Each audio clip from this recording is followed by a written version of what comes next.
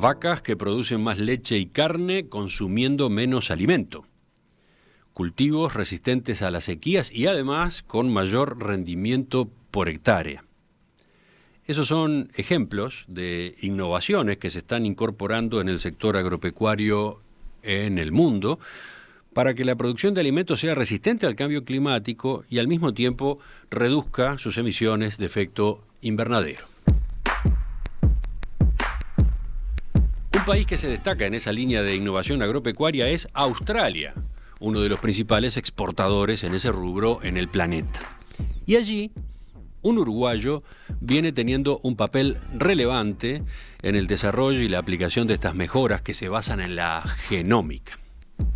Es el doctor Germán Spangenberg, profesor emérito de la Universidad de La Trobe, en Melbourne, miembro de la Academia Australiana de Ciencias Tecnológicas e Ingeniería y exdirector del Instituto de Investigación Agropecuaria del Estado de Victoria. El doctor Spangenberg está por estos días en Uruguay, ya que ayer domingo, en el Día Mundial de la Alimentación, participó de un coloquio organizado por la Intendencia de Canelones sobre innovación para la soberanía alimentaria.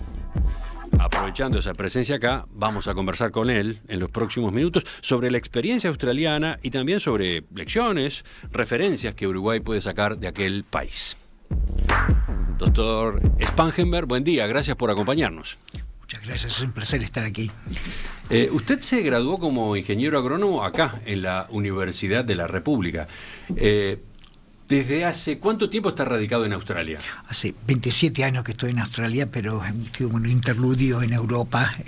Claro, porque hizo sus estudios de doctorado y postdoctorado en Alemania, en la Universidad de Heidelberg, en el Instituto Max Planck de Biología Celular. Así que estuve unos 6-7 años en Alemania y luego fui a Suiza, a la ETH en Zurich, donde hice mi otro doctorado de ciencia. Pero me gradué, soy un graduado, un orgulloso graduado de la Universidad de la República. Llegó a Australia entonces en 1995. 95, sí. ¿Y se instaló desde ese momento en el estado de Victoria? Sí. Ubiquemos el mapa, capaz que en la emisión en video lo podemos mostrar. El estado de Victoria está ubicado en el extremo sur de Australia, la capital es Melbourne. Se encuentra en una latitud similar a la de Uruguay. Sí, tenemos un aspecto isoclimático, que es lo que genera también oportunidades para colaboración, en una colaboración sur-sur, y eso es uno de los aspectos de que justifican mi visita aquí, respondiendo a una invitación del intendente de Canelones.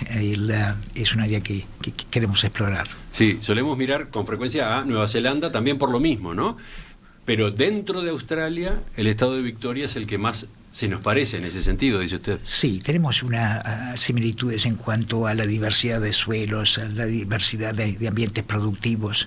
Creo que hay más comunidad en cuanto a más similitudes en cuanto a sistemas de producción entre Uruguay y Victoria que entre Uruguay y Nueva Zelanda. Interesante esa observación, reivindica a Victoria, al estado de Victoria como referencia, una referencia válida para nuestro país. Sí. Ubiquemos un poco más al estado de Victoria. ¿Qué papel juega dentro de la economía australiana? Es un papel muy importante desde el punto de vista de producción de alimentos. Victoria produce el 26-27% de las exportaciones de producto agropecuario de alimentos de Australia. Hace eso reflejando un 4% de la superficie de la provincia del estado de Victoria comparado con la masa total australiana. Es un estado chico, entre comillas. Sí, es un estado chico, entre comillas, pero digamos, la gran de mayor densidad de población que otras partes de Australia, y una escala un poquito más grande que Uruguay, unos 227.000 kilómetros cuadrados, así que también nos da similitudes en escala. Usted fue director del Instituto de Investigación Agropecuaria del Estado de Victoria. ¿Qué es ese organismo? ¿Es algo similar a Línea de nuestro país? Sí, es casi el análogo de Línea para el Estado de Victoria. Así que tiene el rol de hacer la innovación, incluyendo aplicación para crecer la contribución del sector en la economía. ¿Cómo llegó a ese puesto? Un cargo importante, evidentemente. Bueno, empecé primero como responsable de toda la investigación en genética y genómica en plantas y luego seguí la carrera hasta ser el subsecretario de investigación del Estado de Victoria, por parte de la agricultura, y luego responsable de toda la investigación y desarrollo para el sector agropecuario de la perspectiva del gobierno del Estado de Victoria. Le pido que se acerque un poquito más al micrófono. Sí. El doctor Spangenberg es muy modesto, pero en Australia ha tenido una actividad muy destacada. Yo veía, por ejemplo, entre sus antecedentes, recibió el premio al pensador australiano del año 2006. Sí, fue un lindo reconocimiento, ¿no? ¿Verdad? Y debido a las innovaciones que hemos hecho para el sector agropecuario. Y acá, más cerca en el tiempo, en 2017, recibió la medalla al servicio público por su contribución destacada a través de programas de investigación científica en el sector agrícola en Victoria. Ese fue un reconocimiento nacional, estamos hablando de reconocimiento nacional en Australia, ¿no? Sí, ese es un reconocimiento a través del Commonwealth, así que el gobernador general lo hace en representación de la reina. Hoy, ¿cuál es su actividad? Bueno, yo me retiré hace un par de meses en cuanto de la forma oficial de mi trabajo. Continúo con un rol de profesor emérito de la Universidad de La Trobe, que me permite continuar con las actividades académicas. Estoy representado en múltiples juntas directivas de distintas organizaciones, en distintos paneles como asesor, desde el Instituto Global de Seguridad Alimentaria en Canadá hasta el Polo Científico y Tecnológico de Pando, aquí en Canelones. Aclaremos eso. ¿Cuál es hoy su vínculo con Uruguay? Múltiples vínculos, pero uno de los que está muy próximo para mi corazón es el rol como calidad de asesor para el Parque Científico y Tecnológico de Pando, que es uno de los motivos también para la estadía aquí. Enseguida volveremos a eso, quizás sobre el final de la entrevista. Pero lo último, ¿está dedicado a actividad empresarial en Australia? Sí, también en el sentido de una serie de startups y compañías en biotecnología, en plantas. Usted habló ya, y yo en la introducción mencioné, a la genómica. Usted se ha especializado en genómica.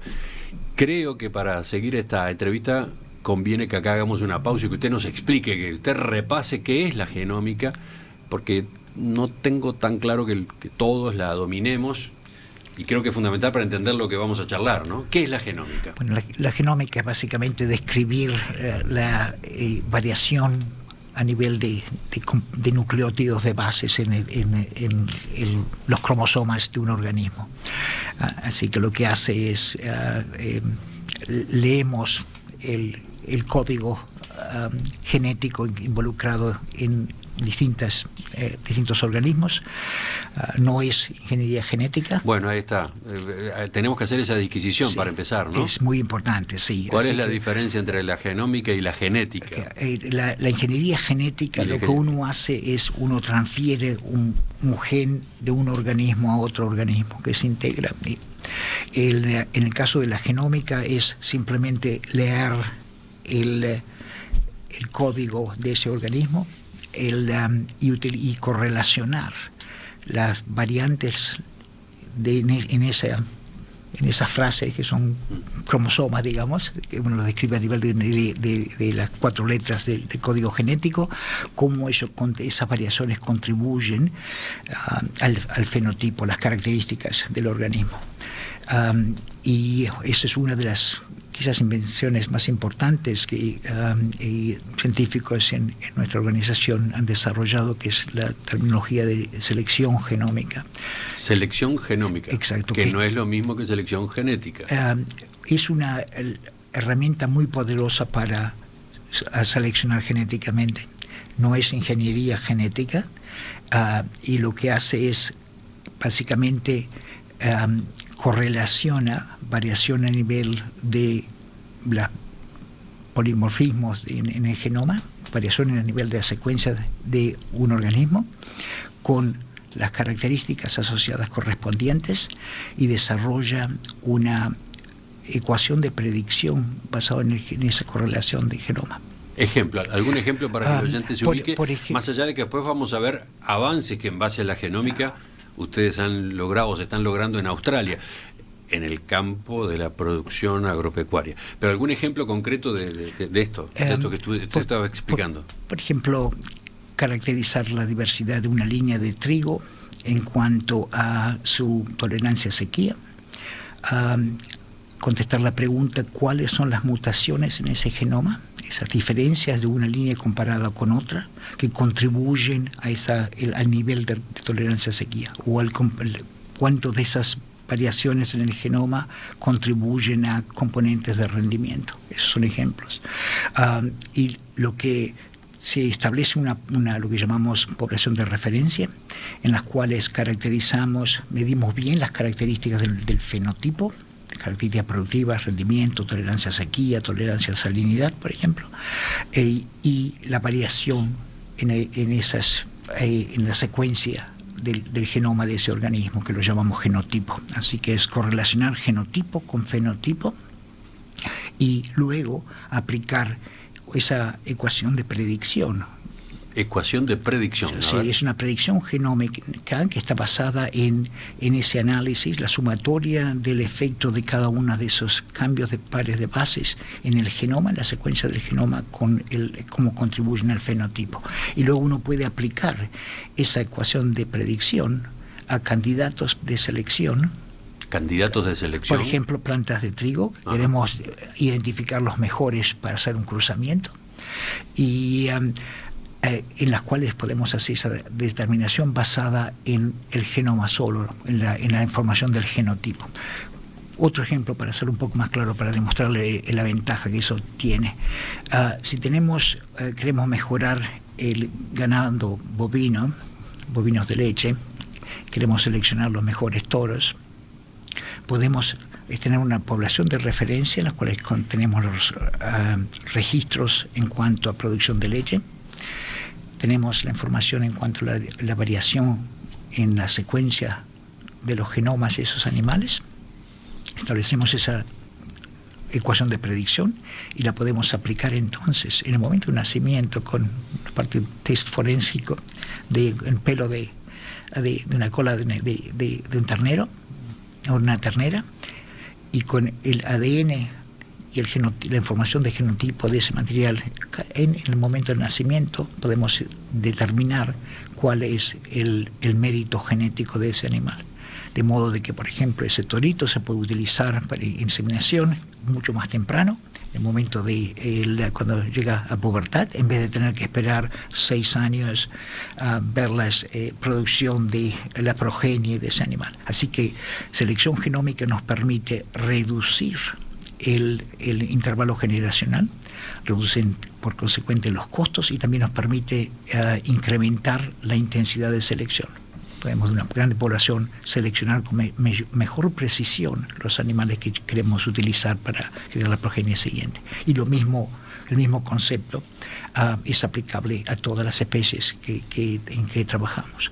Así que ahora en forma rutinaria utilizamos selección genómica en Australia, en nuestros programas de mejoramiento para granos, en trigo, cebada, en cereales, en oleaginosas como la colza, en leguminosas de grano como garbanzo, lenteja, en pasturas, en bovinos de leche, en bovinos de carne, en ovinos, así como en industrias más jóvenes que tenemos, como ser la de cannabis medicinal o como ser cártamo. Así que es una tecnología que está revolucionando mejoramiento genético a nivel mundial, tanto en plantas como en animales, y es una invención que surgió en Australia, en Victoria. ¿Hace cuánto tiempo? El primer concepto inicial fue en el año 2000. Llevó hasta el 2010 esa idea, poderla llevar a práctica, tener las herramientas a un costo para hacer ese genotipado, determinar los genotipos, esa variación a nivel de secuencia del genoma en forma eficiente, y que haya permitido más que duplicar la ganancia genética, el progreso genético que uno puede hacer entre duplicarla y hasta multiplicarla por un factor de 5. Por eso es una herramienta muy poderosa también en el contexto de las trayectorias futuras en cuanto a crecer el sector agropecuario y enfrentar las amenazas, los desafíos que nos presenta el cambio climático. Sería bueno, sí, que justamente por ahí fuéramos en la segunda parte de la entrevista. Estamos hablando entonces, doctor Spangenberg, de una tecnología de selección genética realizada en base a genómica. Exacto. En síntesis, muy en síntesis, de eso estamos hablando, un desarrollo surgido en Australia y que hoy determina buena parte de la producción en ese país. Sí. Y en particular en el estado de Victoria, donde usted trabaja. Sí. Bueno, pasado en limpio eso, espero que se haya entendido. Estamos hablando, obviamente, muchas veces en términos que pueden resultar un poco áridos. Me gustaría que enseguida, en la segunda parte, nos ubicáramos en este escenario, el que a todos nos inquieta, en particular a un país productor de alimentos como Uruguay. El escenario este del calentamiento global, del cambio climático, cómo producir en esas condiciones. El calentamiento global implica desafíos importantes para la producción agropecuaria. En varios lugares del planeta es necesario que los cultivos y los animales sean más resistentes a las variaciones climáticas. Bueno, un país que está trabajando fuerte en la innovación en esa dirección es Australia, uno de los principales exportadores agropecuarios en el mundo. Y en esa línea de desarrollo y aplicación de innovaciones hay un uruguayo que juega un papel relevante. Con él estamos esta mañana, es el doctor Germán Spangenberg.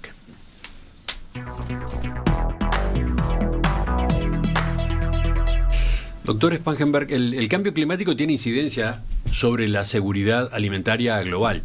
Está produciendo escasez de alimentos porque aumentan los fenómenos climáticos extremos, ¿no? Como sequías, inundaciones, heladas. Usted dio un dato muy gráfico en la disertación de ayer a propósito de lo que está pasando en Australia con el trigo, ¿no? ¿Puede recordar esos números? Sí, lo que hemos experimentado es, y tenemos registros desde 1910, un incremento de un grado centígrado en las últimas 3 décadas de temperaturas máximas. Él informa concomitante una reducción en el nivel de precipitaciones del 28% en la temporada de crecimiento del trigo. Así que esos dos elementos, estrés de calor, así como menos disponibilidad de agua, se puede reflejar en una reducción del 27% del rendimiento potencial de trigo. Y digo en paso la parte de potencial porque el desarrollo de tecnologías y de la adopción de tecnologías nos han permitido compensar con esa reducción. Incluso nos han permitido mantener una tasa de crecimiento en total de un 1,5% anual. Es impactante eso, ¿no? Pese a ese factor externo, el factor climático, ustedes han conseguido no solamente eludir el impacto negativo, sino sobrepasar y aumentar la productividad. Sí, pero hay dos conceptos fundamentales. Lo primero, que el impacto de cambio climático es real, que se va a exacerbar, que requiere como consecuencia acción y que innovación y la adopción de tecnología ayuda en ese contexto. Ya vamos a eso. Pero decíamos, el cambio climático complica la seguridad alimentaria global en un momento en que la demanda de alimentos está en alza. Sí. Usted manejó también números ayer. Se estima que la demanda mundial de alimentos aumentará entre el 2010 y el 2050, o sea, en ese periodo de 40 años, la demanda de alimentos en el mundo aumentará entre 35 y 56%. Entonces, bueno, ¿cómo encara, así, en general, Australia o el estado de Victoria, cómo encaran este tipo de desafíos? Sí, Australia está dedicado a contribuir a seguridad alimentaria a nivel global, y por eso la industria australiana estableció un plan estratégico de crecer el sector de agropecuario, pesquero y forestal a un valor de unos 100.000 millones de dólares australianos para el año 2030. ¿Se han fijado ese objetivo? ¿Y qué implica? ¿Qué implica como monto de crecimiento? Sí, si vemos el comienzo de eso, o sea, en una década, el punto de partida es unos 71.000 millones de dólares. Así que si seguimos con la tasa que mencioné antes de crecimiento anual del 1,5%, nos va a llevar hasta unos 84 mil millones de dólares australianos para el 2030. Así que el desafío es duplicar la tasa de crecimiento anual del 1,5% a un 3%.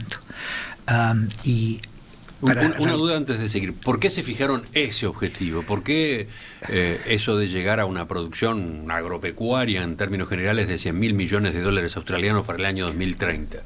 Si vemos el incremento necesario, los números que usted mencionó también, de un 35 al 56% para el 2050, esa es la trayectoria de crecimiento que podemos hacer y podemos contribuir.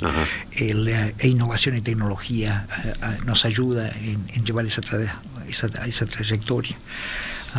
Y la tecnología que mencioné de selección genómica nos permite hacer esa ganancia genética a mayor velocidad, ¿no es verdad? Duplicarla o hasta quintuplicarla.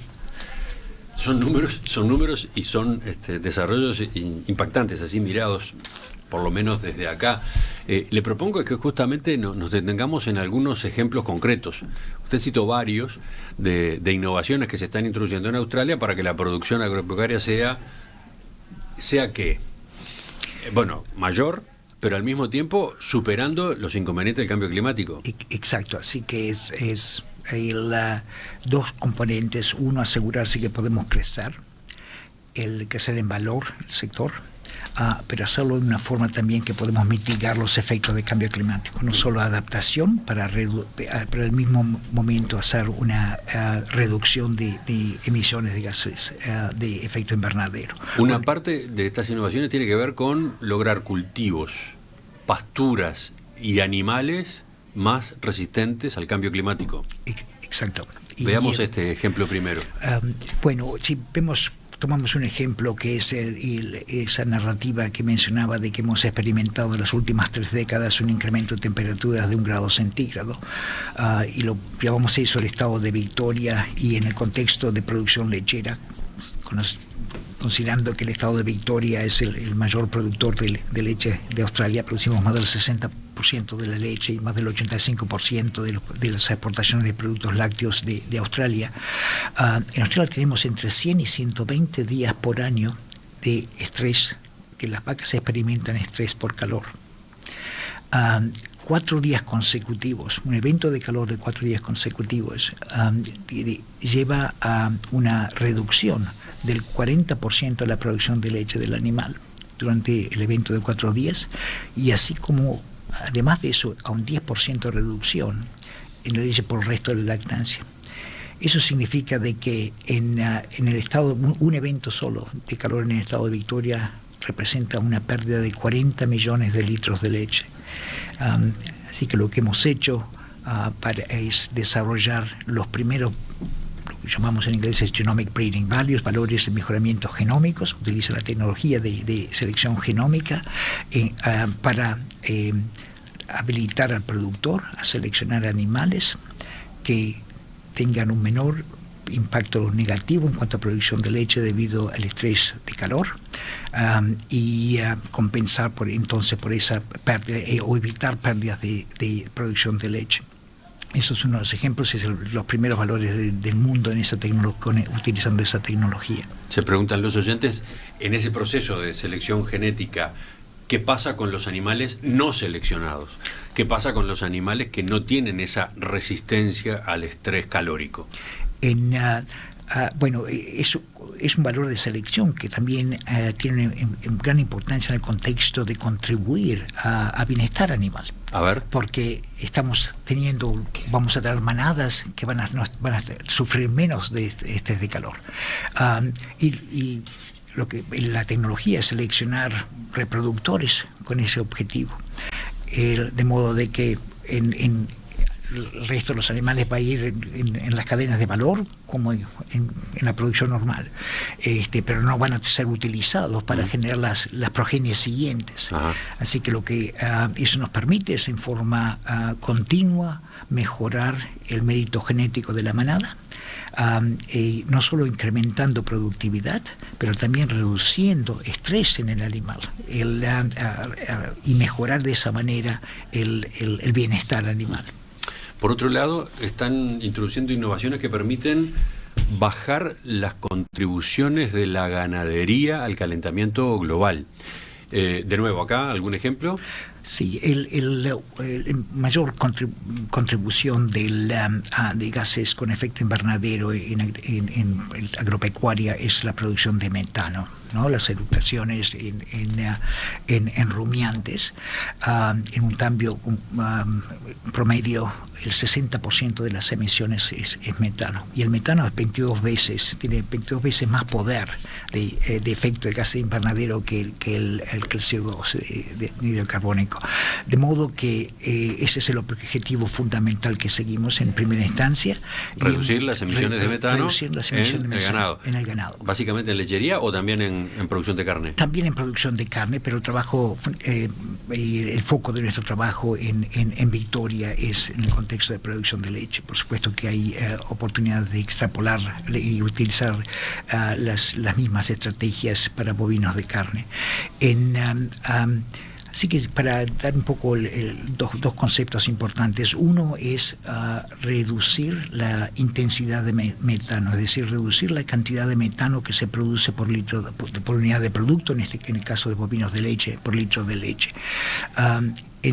En seleccionar animales que son más productivos, si comparamos la situación en 1980, producíamos en Australia unos 5.400 millones de litros de leche.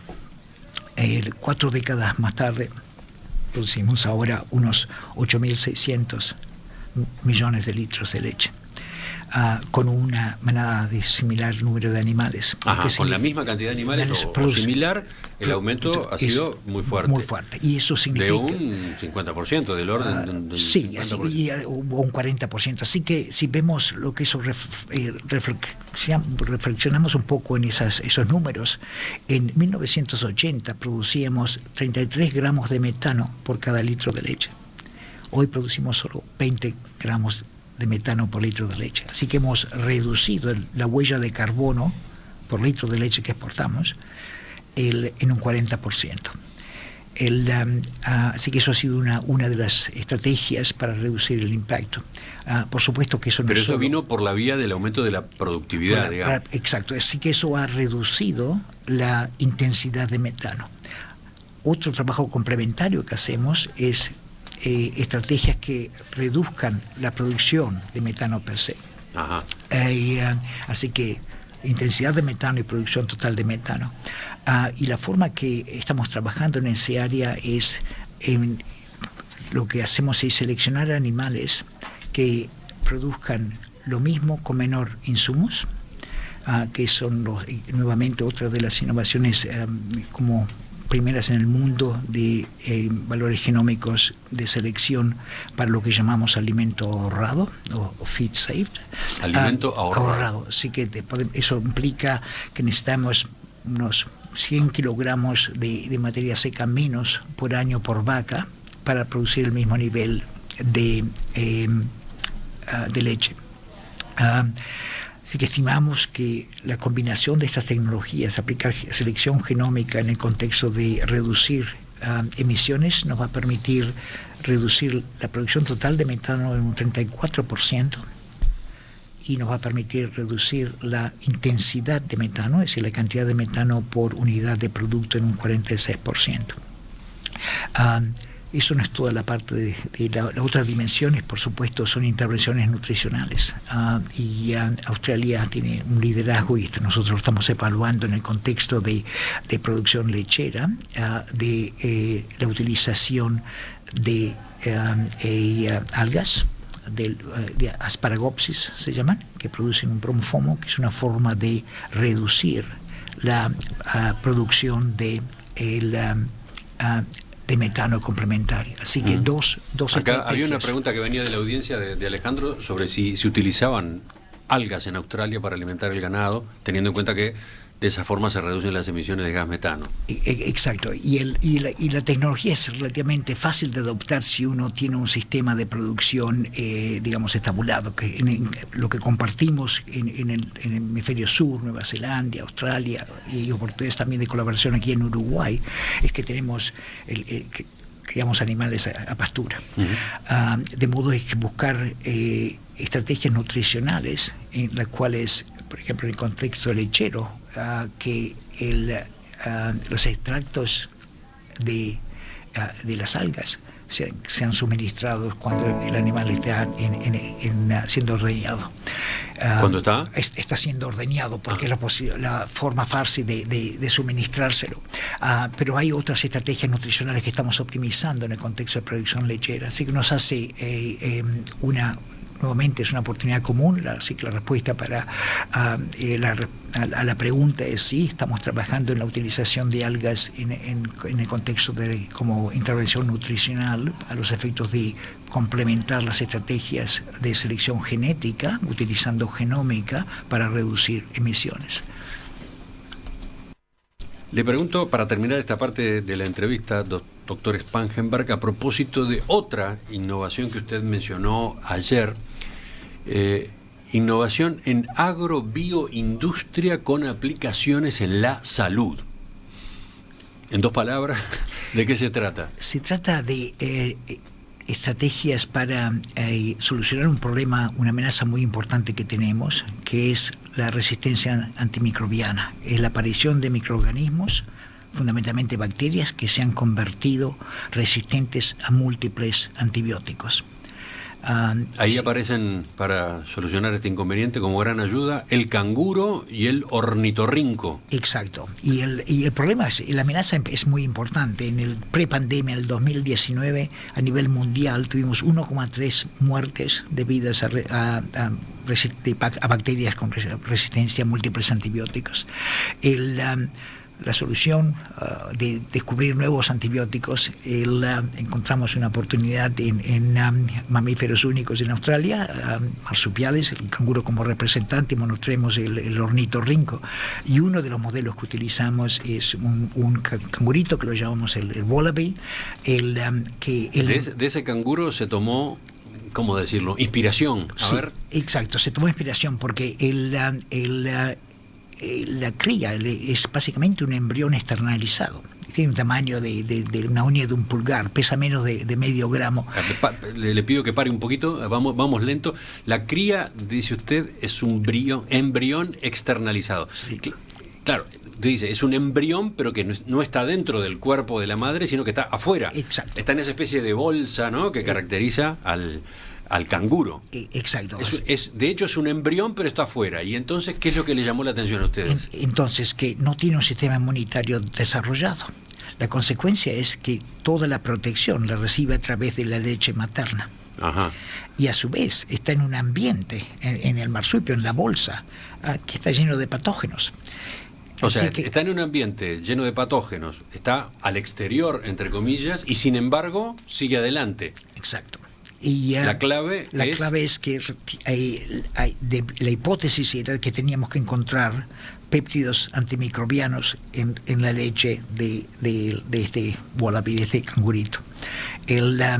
Así que cuando analizamos en el contexto de genómica, la genómica comparativa de estos marsupiales o los mamíferos que no tienen útero, que no completan el proceso de gestación, encontramos de que en el genoma del cangurito había 14 genes antimicrobianos, y en el ornitorrinco contiene unos 8 de ellos.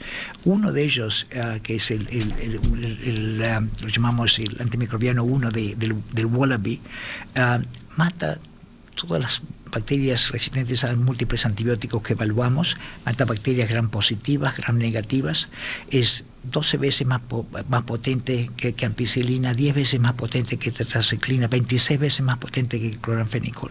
Así que la hipótesis de buscar inspiración en cuanto a estos mamíferos únicos que tenemos en Australia, sí, pudimos confirmarla. Así que eso, en contexto de agrobioindustria, es utilizar esa información y ese gen en sistemas de expresión, de modo de poder producir esos antibióticos naturales. Ahí va. Sí. Ese es el destino. El resultado va a ser antibióticos naturales, dice usted. Exacto, antibióticos naturales que son muy potentes y que hoy controlan todas las bacterias con resistencia a múltiples antibióticos que encontramos. Por supuesto que me queda la pregunta de cuán lejos estamos acá de esas innovaciones tecnológicas de las que usted viene hablando. ¿Cuán lejos? ¿Cuán cerca? ¿En qué medida acá esto ya tiene aplicación? ¿Cuáles sí? ¿Cuáles no? Me gustaría que enseguida volviéramos con ese y otros puntos en el final de la entrevista con el doctor Germán Spangenberg.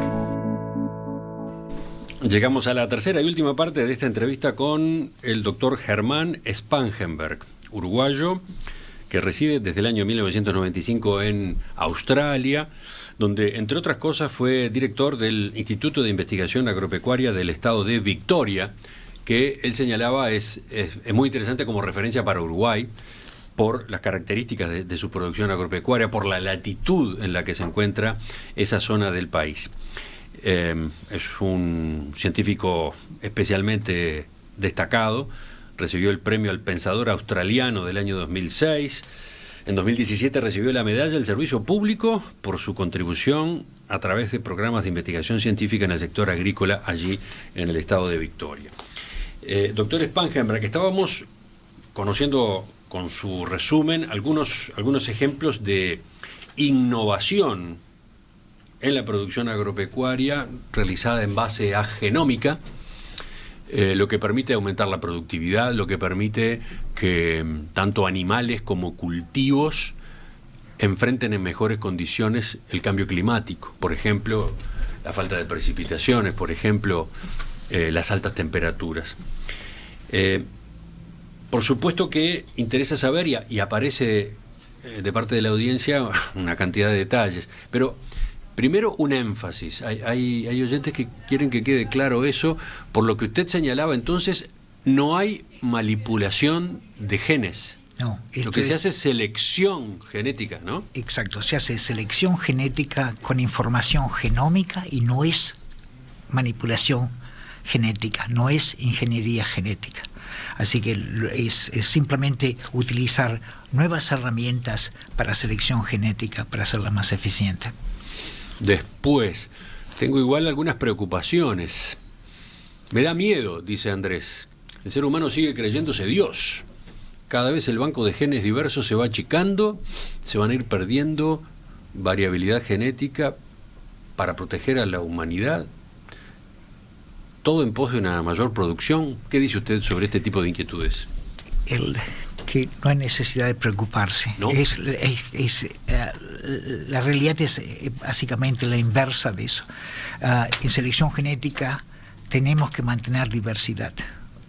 Es la única forma que podemos mejorar para generaciones futuras, incluso también poder responder a los desafíos del cambio climático. El Instituto de Investigación que dirigí en Australia, nosotros tenemos los recursos genéticos de granos para la totalidad de Australia, incluyendo, esos son 300.000 accesiones, así que, o sea, líneas, variedades, y incluyendo estableciendo, depositando las mismas en lo que llamamos el Millennium Vault en Svalbard para la posteridad. Así que es un gran compromiso que tiene Australia para contribuir a biodiversidad, a mantener recursos genéticos para la humanidad. Y la selección genética que hacemos, utilizando selección informada por genómica, depende en disponibilidad de variabilidad genética. Otra pregunta que se reitera es ¿cómo estamos en Uruguay en esta materia? ¿Cuán lejos, cuán cerca estamos de aplicar este tipo de innovaciones de las que hemos venido hablando antes? Hay una serie de instituciones que aplican hoy esta metodología de selección genómica, desde cabañas hasta actividades en línea y en otras instituciones. Es algo que quiero explorar en mi estadía ahora en Uruguay. Lo que es el mensaje que quería dar es la importancia de aplicarlo en todos los programas de mejoramiento. Eso es lo que hicimos, digamos, y compartir la experiencia del estado de Victoria. Es una tecnología que está aprobada, que hay capacidad establecida en Uruguay, que se puede crecer, que puede incrementar, que va a requerir quizás más inversión, que nos va a permitir responder a los desafíos de cambio climático, que son múltiples. Así que es O sea, usted está recomendando que se genomice todos los programas de mejoramiento genético animal, de cultivos y de pasturas. Sí. Que haya un vuelco hacia la genómica. Que haya los programas de mejoramiento que quizás históricamente no hayan aplicado selección genética basada en genómica, que no pierdan esa oportunidad. Es una tecnología probada, no involucra manipulación genética como hemos enfatizado. Es una tecnología poderosa, nos permite responder rápido a cambios, y eso pueden ser cambios en expectativas de consumidores, cambios de impacto como el cambio climático. ¿Y esto cómo se hace? ¿Simplemente se compra el paquete, entre comillas, o hay que desarrollarlo acá? Bueno, hay oportunidades de colaborar en partnerships estratégicas, bilaterales. Al hacerlo a nivel de escala, también reduce los costos de implementación. O sea, es más barato hacer selección genética, un programa de mejoramiento hoy utilizando selección genómica, que hacerlo en forma convencional. De modo, es la forma más efectiva de punto de costo. Permite o facilita el establecimiento de capacidades de acceso a plataformas tecnológicas, por ejemplo, que operan genotipado a escala, o fenotipado utilizando otras tecnologías. Es más fácil hacerlo si todos nos embarcamos en eso, porque eso va a generar algo que si uno puede decir, bueno, mi programa de mejoramiento es muy chico, no puedo justificarlo, o el presupuesto es limitado, pero para hacerlo como plan país, que todos los programas de mejoramiento hacen esa transición, y hay ya una base preexistente, es una oportunidad estratégica. Sería lamentable no utilizarla, porque eso va a facilitar por ejemplo, genotipar, leer ese código genético en plantas o en animales. Cuanto más muestras uno procese, los costos para unidad van a ser reducidos. Así que no hay riesgo en implementación, va a ser más efectivo, va a darle más robustez al sistema, y ya hay preexistentes capacidades en el país para realizar esa oportunidad. ¿Usted en particular desde qué plataforma está trabajando en esa interacción acá con Uruguay? Históricamente tenemos una serie de relaciones con distintas instituciones, con el INIA, también con la Facultad de Agronomía en su momento, y particularmente nos interesa la oportunidad, o sea, el principio que utilizamos es uno de convergencia de intereses de actores, que sea gobierno uno de los actores, pero en forma importante también la academia y la industria. Así que es un modelo de una triple hélice, que es muy poderoso. ¿De esa manera se ha trabajado en Victoria? Ese es el modelo que utilizamos en Victoria, que es muy, muy importante, y que es el modelo que establecimos en el centro más grande que tenemos de investigación en agrobiociencia en Victoria, que se llama Agribio. Es tener esos tres actores conjuntos, tener un sistema de gobernanza que refleje eso. O sea, no solo trabajar con una institución de gobierno, no solo trabajar con el sector privado, no solo trabajar con una universidad, es tener a esos tres protagonistas con un propósito único, en un proceso de codiseño. ¿Y entonces acá en Uruguay? Y aquí en Uruguay creo que es el único institución con ese diseño, que es el Parque Científico y Tecnológico de Pando, que tiene un preestablecido eso, así que es un vehículo ideal para nosotros para colaborar y contribuir en oportunidades de beneficio mutuo. Esa es, digamos, su base de operaciones a estos efectos. Esa es la forma que quiero progresar en este caso, sí. Nos queda entonces para seguir después, para observar en las próximas semanas, en los próximos meses, de qué manera se avanza desde allí, desde el Parque Científico y Tecnológico de Pando, con estas líneas que usted acaba de mencionar, doctor Spangenberg. Pero no quiero dejar fuera de la entrevista otro asunto que usted mencionó y que tiene también una vigencia candente, que es el desperdicio de alimentos. Australia está trabajando, Australia se ha fijado metas para reducir la cantidad de alimentos que se desperdician. ¿Puede contarnos por lo menos en 2 pinceladas de qué manera lo está haciendo? Bueno, primero para mencionar la magnitud del problema. En Australia desperdiciamos 7,3 millones de toneladas de alimentos por año. 7,3 millones, es una cantidad. No es una responsabilidad única del sector primario, porque el 34% de esas pérdidas son residuos domésticos, así que nosotros como consumidores tenemos que contribuir a la solución, pero el 31% es el sector primario, el 24% es manufactura. Sí, manejamos esos números hace muy poco en la Mesa Verde, en la Mesa Verde, la última edición de la Mesa Verde aquí en Perspectiva. Por eso me interesó de manera especial que usted haya hablado de esto y de la experiencia australiana. Entonces el plan es un plan al 2030, congruente con el previo, que es de crecer el valor de la industria, es también reducir los desperdicios. Una de las acciones es hacer que sea socialmente inaceptable desperdiciar alimentos. Cada uno de nosotros como consumidores juega un rol importante en eso. Segundo es el reducir los desperdicios a nivel en los establecimientos productivos, el maximizar el valor de los insumos, de las materias primas, de los recursos naturales, dirigir excedentes de alimentos para programas de alivio que operen a escala. Y también es importante considerar la reducción del impacto ambiental, no solo de la producción de alimentos, pero a su mismo también del desperdicio de alimentos. Mencioné 7,3 millones de toneladas de alimentos que desperdiciamos en Australia por año. En los últimos 12 meses de la pandemia tuvimos 5 millones de australianos que experimentaron inseguridad alimentaria. Así que él demuestra la importancia de esta temática. Que se le han tomado en serio con objetivos, entonces. Sí.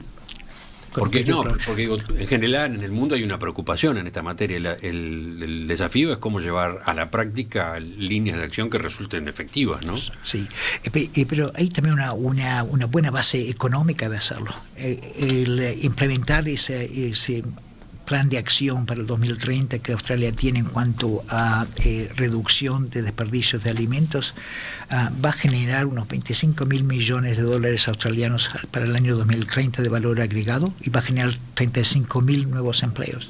Esto seguramente es inesperado para muchos. Sí, uno generalmente dice quizás sea un problema intractable, cuál es la base para hacerlo, pero todos los protagonistas, cada uno de los consumidores juega un rol importante de hacerlo. Doctor Germán Spangenberg, hoy profesor emérito de la Universidad de La Trobe en Melbourne, Australia, exdirector del Instituto de Investigación Agropecuaria del Estado de Victoria. Gracias por visitarnos esta mañana durante su presencia en Uruguay en estos días. Volvemos a charlar en cualquier momento. Nos avisa cuando haya novedades más interesantes, ¿le parece? Cómo no, muchísimas gracias. Nos mantenemos en contacto. Gracias.